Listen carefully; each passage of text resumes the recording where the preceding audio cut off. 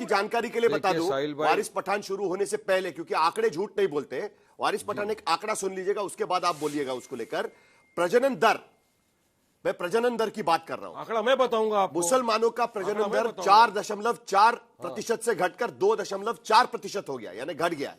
और हिंदुओं का प्रजनन दर भी 3.3% से घटकर 1.9 यानी 2% हो गया है। ठीक है, पूरे देश में। वारिस पठान जवाब दीजिए। चलिए देखिए साहिल भाई, सबसे लास्ट में आप मेरे पास आए, मैं 35 मिनट से खामोशी के साथ बैठा था, मैंने किसी के बीच में कुछ बोला भी नहीं। लिहाजा मैं लोगों से उम्मीद करूंगा, आपसे भी उम्मीद करूंगा कि मुझे बोलने का मौका दो, अपनी बात रखने का मौका दिया जाए। बात नंबर एक तो साहिल भाई ये कि आज इतना इंपॉर्टेंट मुद्दा है जिसमें बीजेपी के मुख्यमंत्री ने इस तरह की भाषा का उपयोग किया या जो बयान दिया है, तो उनको बचाने के लिए या उनकी तरफ से बात रखने के लिए या डिफेंड करने के लिए जो भी को कोई भी बीजेपी का प्रवक्ता क्यों नहीं आया? क्या बीजेपी के प्रवक्ता को ये पता है कि जो हेमंत बिश्व शर्मा बोल रहे हो बिल्कुल सरासर झूठ है, बिना डेटा है? क्या ये बात है? तो इसका भी एक क्लैरिफिकेशन होना चाहिए। बात नंबर 2 ये बड़ी इंटरेस्टिंग बात है, मुख्यमंत्री क्या आसाम सरकार जो कह रही है उससे केंद्र सरकार इत्तेफाक नहीं रखती? क्या सवाल बनता है यहाँ पर? वारिस पठान अपनी बात खत्म करिए। चलिए। हाँ, नहीं रखती, सवाल बनता है बीजेपी के कोई प्रवक्ता आए नहीं बोलने के लिए। बात नंबर 2 साहिल भाई, डेटा मैं आपके सामने एक रख रहा हूं, उसके बाद में आप इनसे सवाल कर लीजिएगा। ये डेटा है नेशनल फैमिली हेल्थ सर्वे का, NFS, मैंने नहीं बनाया ना आपने बनाया, आपका जो रिसर्च टीम ने निकाला है वही मेरी भी रिसर्च टीम ने मुझे बना के भेजा, मैं आपके सामने रख रहा हूं। कंफर्म करता है वो कि अकॉर्डिंग टू NFSH2 1998-1999 से द फर्टिलिटी रेट अमंग मुस्लिम, जो TFR रेट है मुस्लिम का वो 3.59 जो गिरकर 3.09 हुआ। 2005 से 2006 के अंदर तो 2.61 था, वो गिर गया फर्दर टू 2.36 इन 2019 एंड 21। मतलब मुसलमानों का TFR रेट जो है, टोटल फर्टिलिटी रेट, तो गिरता जा रहा है। तो किस बुनियाद पे, किस बेसिस पे आसाम के मुख्यमंत्री ने ये इल्जाम लगाया या झूठ बुलाया कि मुसलमानों का फर्टिलिटी रेट बढ़ रहा है? बात नंबर 2 यहाँ पे ये है साहिल भाई कि आसाम के मुख्यमंत्री और बीजेपी के कुछ मंत्री है महाराष्ट्र में भी, वो आए दिन बोल रहे हैं कि मुसलमान 19 बच्चे पैदा कर रहा है, आप 4 बच्चे पैदा करो, 5 बच्चे पैदा करो। तो बात सिंपल है, आपको किसने रोका बच्चा पैदा करने से? आप में ताकत है, हिम्मत है, आप बच्चे पैदा करिए। और ये उन लोग बोल रहे हैं साहिल भाई जिनके खुद के 2 बच्चे हैं, वो दूसरों को ज्ञान फैलते जा रहे हैं कि आप 4 बच्चे पैदा करो, 5 बच्चे पैदा करो। वो 4-5 बच्चे पैदा करके हम उनको खिलाने के लिए आपके पास क्या वो है, क्या आदर, किस तरह उनको खिलाएंगे, किस तरह उनको पालेंगे पोसेंगे? क्या मोदी गवर्नमेंट ने कोई ऐसी स्कीमें बनाई है कि गरीबी हट जाएगी, बच्चों को खाना मिल जाएगा, अन्न मिल जाएगा? नहीं है स्कीम वहां पर। तो और बाद में अभी जो वहां पे बीजेपी के अनऑफिशियल स्पोक्स पर्सन बैठे हुए हैं संगीत रागी, वो बोल रहे हैं कि फालतू की बात हो रही है, यहाँ पर काम की बात करो, ये डेवलपमेंट की बात करना फालतू की बात है, विकास की बात करना फालतू की बात है। हाँ, जो यहाँ पे जो माइनॉरिटी जो आए दिन यहाँ पर जो देश के अंदर इतना करप्शन पैदा होता जा रहा है, बढ़ता जा रहा है, इसको रोका नहीं जा रहा है, ये फालतू की बात है। हाँ, महिलाओं के सम्मान के अंदर बात करने के लिए फालतू की बात है। ये शर्म आना चाहिए ये इस तरह के, मैं आपको बताऊं को जो टीवी पर आकर ये बोल रहे हैं कि आप बात करो सिर्फ पोलराइजेशन की, आप बात करो सिर्फ मुसलमानों से नफरत फैलाने की, बाकी काम की बात सब फालतू बात है। ये देश को देखना चाहिए। मैं और एक आंकड़ा आपके सामने रखता हूं, मैं और एक आंकड़ा आपके सामने रखता हूं। देखो देश मार काट तो मुसलमान कर रहे हैं और आप मुसलमान नफरत फैलाने की बात कर रहे हैं। आप उल्टी गंगा घुसपैठियों की बात कर रहे हैं ना। देखिए बीच में मैं नहीं बोला था बंसल बदतमीजी मत करिए, बीच में मैं नहीं बोला था किसी के। विनोद बंसल जी एक मिनट, विनोद बंसल जी एक मिनट, कितनों को आपने पकड़ा, विनोद बंसल जी एक मिनट, विनोद बंसल जी एक मिनट, घुसपैठिया है बताइए, कितनों को आपने पकड़ा और निकाला बताइए। विनोद बंसल जी एक मिनट, विनोद बंसल जी एक मिनट, विनोद बंसल जी एक मिनट, एक मिनट, एक मिनट। और 4 जो बॉर्डर है वारिस पठान जी आ रहे हैं, वारिस पठान, वारिस पठान, वारिस पठान, वारिस पठान, मैं और एक आंकड़ा आपके सामने रखता हूं, उस पर भी आपका जवाब दे दीजिएगा, उस पर भी आपका जवाब दे दीजिएगा। देखिए सवाल इस बात को लेकर वो उठाते हैं खास करके, और इसका देखिए प्रजनन दर रोकने के लिए, कम करने के लिए सरकार के तरफ से मुहिम चलाई गई। यह बात सही है कि किसी भी परिवार को ज्यादा बच्चे होने के बाद उनकी आर्थिक स्थिति पर उसका असर पड़ता है। इसके लिए सालों साल, भले वो केंद्र सरकार कांग्रेस की रही या भारतीय जनता पार्टी की, अधिकृत लाइन, ऑफिशियल लाइन उनकी हमेशा यह रही है कि बच्चे कम पैदा होने चाहिए। ये फ्रिंज एलिमेंट्स हमेशा ये कहते हैं कि बच्चे ज्यादा हो। आई एम श्योर कि मुसलमानों में भी यही स्थिति होगी कि जो आप जैसे लोग हैं पढ़े लिखे, वो कहेंगे कि ज्यादा बच्चे नहीं होने चाहिए। गरीबों में ये सबसे बड़ी समस्या होती है, आज तक कई बार देखा जा चुका है। लेकिन वारिस पठान, एक मिनट विनोद बंसल, एक मिनट विनोद बंसल जी, एक मिनट मैं एक आंकड़ा रखना चाहता हूं। वारिस पठान जी, एक आंकड़ा रखना चाहता हूं। 2001 में 6 जिले असम के भीतर ऐसे थे जिन्हें मुस्लिम डोमिनेटेड इलाका कहा जाता था।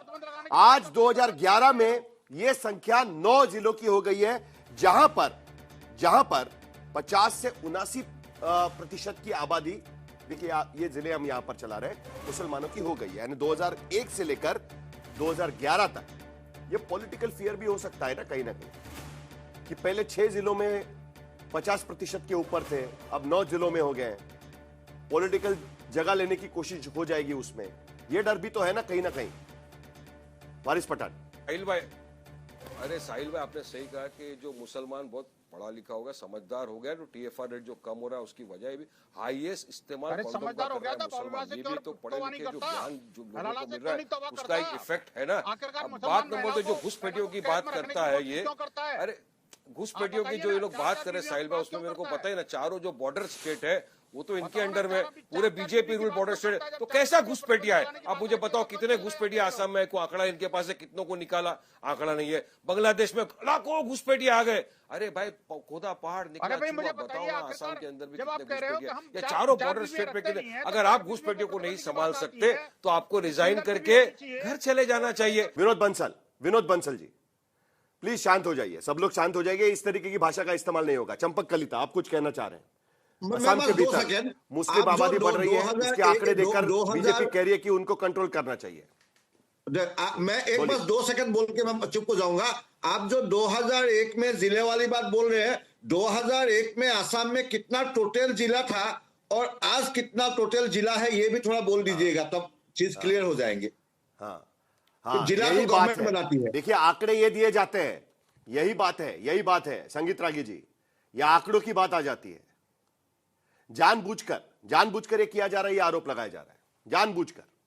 नहीं, मैं ये कहना चाहता हूं कि हिंदुस्तान को मालूम होना चाहिए कि 2001 में कितना जिला था असम में और 2026 में कितना है, क्योंकि जिला तो गवर्नमेंट बनाते हैं ना। ठीक, राइट, देश का पूरा राइट। मुद्दा सिर्फ संगीत रागी, जवाब दीजिए। मुझे जवाब दीजिए पहले, सबसे पहले जवाब दीजिए। बीजेपी के प्रवक्ता क्यों नहीं आए? जवाब दीजिए कि डेवलपमेंट विकास देश का मुद्दा है या नहीं है? क्या देश का मुद्दा सिर्फ और सिर्फ हिंदू मुसलमान राजनीति यही है क्या? मुसलमानों के नफरत फैलाने मोदी का मुद्दा है? उस बात के ऊपर आप जवाब दीजिए। हमारा मुद्दा है डेवलपमेंट, विकास, हिस्सेदारी, हक की बात करना, आत्मसम्मान महिलाओं का होना चाहिए।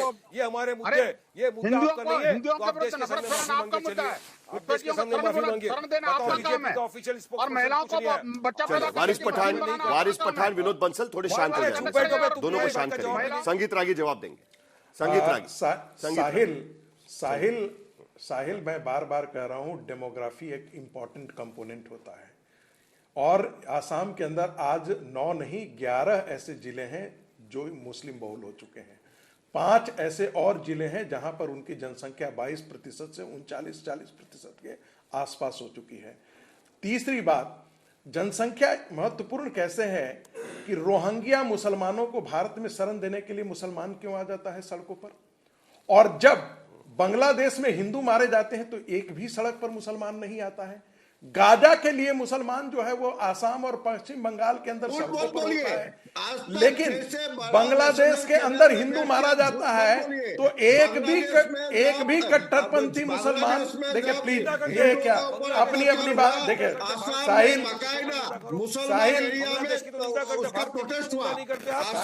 जरा एक मिनट सबको शांत करिएगा, जरा सब लोग एक दूसरे के बीच में बात करके चर्चा नहीं हो सकती। एक आंकड़ा चंपक कलिता यहां पर रखने की कोशिश कर रहे थे, मैंने शो में भी इस बात को रखने की कोशिश की कि असम में 2001 के सेंसस के मुताबिक 6 जिले थे जहां पर 50% से ज्यादा आबादी थी, और 2011 में वही आबादी 50% से ज्यादा 9 जिलों में हो गई। लेकिन चंपक कलिता ने जो बात सामने रखने की कोशिश की वो भी सबके सामने रखने की जरूरत है। 2001 में असम में 23 जिले थे और 2011 में जिलों की संख्या बढ़कर 35 हो गई है। आंकड़ों के साथ छलावा होता है संगीत रागी जी, चंपक कलिता यही कहने की कोशिश कर रहे हैं। और इसके लिए डर दिखाने की कोशिश हो रही है। चंपक कलिता यही कहने की कोशिश कर रहे हैं ना आप? नहीं यही बात रखने की कोशिश कर रहे थे ना? ये 35 जिला तो आसाम के अंदर में हुए ना। 1947 का आसाम और आज का आसाम के अंदर ही तो जिला बड़ा है। ठीक है, संगीत रागी जवाब देंगे। चलिए संगीत, मैं अपनी बात कह दूं। आज की परिस्थिति में मैं आपसे कह रहा था, आज जो जिले की बारे में बात की जा रही थी, मैं उसके संदर्भ में कह रहा था कि 9 नहीं 11 ऐसे जिले हैं जहां पर उनकी जनसंख्या 50% से ऊपर है। दूसरी बात मैं कह रहा था कि 5 ऐसे जिले हैं जहां पर जनसंख्या 22% से 39% है। मेरा सिर्फ इतना कहना है कि डेमोग्राफी को one man one vote system नहीं होता है। हम कहते जरूर हैं, लेकिन जब वोट देने जाते हैं तो हम कम्युनिटी के आधार पर वोटिंग करते हैं। भारत का पूरा राष्ट्रीय विमर्श बदल जाएगा। आप इस खतरे को नहीं समझ रहे हैं। पश्चिम बंगाल के अंदर यदि ममता बनर्जी यदि मुसलमानों की गोद में बैठ गई हैं और पश्चिम बंगाल के अंदर बाबरी मस्जिद 1528 में हुआ था और आज जाकर के 2025 में हो रहा है, संगीत रागी जी, हम सब यहाँ पर पढ़े लिखे लोग बैठे हुए हैं। यदि 6% संगीत रागी जी, हम सब लोग यहाँ पर पढ़े लिखे लोग बैठे हुए हैं, मुझे इस बात का जवाब चाहिए आपसे। बाबरी मस्जिद की न्यू संगीत रागी जी, हम सब यहाँ पर पढ़े लिखे लोग बैठे हुए हैं, मुझे आपसे मुझे आपसे एक बात बोलते हैं यार बार बार। आप एक नेशनल टीवी में बैठ के संगीत रागी जी, भारत के ममता बनर्जी पश्चिम बंगाल का सीएम है, 3 बार का सीएम है। अंदर मुसलमान वोट जिहाद करता है और ये आंकड़े मेरे पास है। मुस्लिम इलाके में वोटिंग पैटर्न कैसे होता है वो तो बड़ी अच्छी बात लगती है। हिंदू पोलराइज कैसा नहीं करेगा होना ये चाहिए, सरकार डिसाइड करेगी हिंदू पोलराइज और इसका उपाय यही रहेगा। संगीत रागी जी, एक मिनट, नहीं मेरी बात सुनिए, मेरी बात सुनिए प्लीज, मेरी बात सुनिए, सब लोग शांत रहिए। सेकुलर वोट होता है, सबको शांत करिएगा, वोट डिवाइड हो जाना। सबको शांत करिएगा, सबको शांत करिएगा, सबको शांत करिएगा। कौन कैसे वोट करेगा या ये कौन डिसाइड करेगा? क्या इसका उपाय यह है कि आप हिंदुओं को कहेंगे 3 बच्चे पैदा करिए, उनके घर की जिम्मेदारी कौन लेगा? कौन लेगा उनके घर की जिम्मेदारी? क्या सरकार उनको पैसा देगी? क्या सरकार उनके लिए एडिशनल फंड की इंतजाम करने की कोशिश कर रही है? यहां पर किस तरीके की बात यहां पर हो रही है? डॉली शर्मा जी जवाब दीजिए, उसके बाद संगीत रागी बात करेंगे। चलिए जी जी साहिल जी, जो आपने कहा मैं इनसे पूछना चाहती हूं, शिक्षा, स्वास्थ्य, रोजगार, इनकी गारंटी क्या हेमंत विश्व शर्मा लेंगे? अगर वो इस तरीके के बयान दे रहे हैं वो लेंगे? आज तो आप नौकरियां दे नहीं पा रहे, हम 47 साल में सबसे ज्यादा बेरोजगारी से जूझ रहे हैं। असल में साहिल जी, ना हिंदू खतरे में है ना मुसलमान खतरे में है, संविधान खतरे में है, नौजवान खतरे में है, किसान खतरे में है, रोजगार उनका खतरे में है। और आप एक और मोटी बात है और सबसे बड़ा मुद्दा, भाजपा खतरे में है। जब भी भाजपा को लगता है कि देश में वो मुख्य मुद्दे, वो नौकरी नहीं दे पा रही है, युवाओं को उनका हक नहीं दे पा रही है, किसानों के लिए कुछ नहीं कर पा रही है, महिलाओं के लिए कुछ नहीं कर पा रही है, देश में जिस तरीके का माहौल ये लोग क्रिएट कर रहे हैं। साहिल जी 10 सेकंड और, 10 सेकंड और साहिल जी, 10 सेकंड और,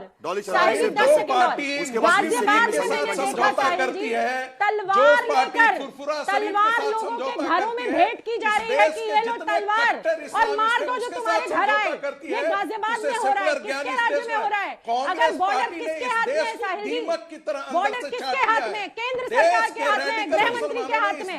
रोके ये 11 साल से रोक नहीं पा रहे। 2026 का पहला दिन है, 11 साल से सत्ता में ये लोग सभी को दरअसल शुभकामनाएं देने की कोशिश की, ना ये मारकाट रोक, लेकिन एक बार फिर इसी बात को लेकर चर्चा, मारकाट जो हो रही है, और वो भी इस बार एक मुख्यमंत्री ने इस बात को रखने की कोशिश की है कि 2 से ज्यादा बच्चे पैदा करिए तभी आपके घर की सुरक्षा हो सकती है।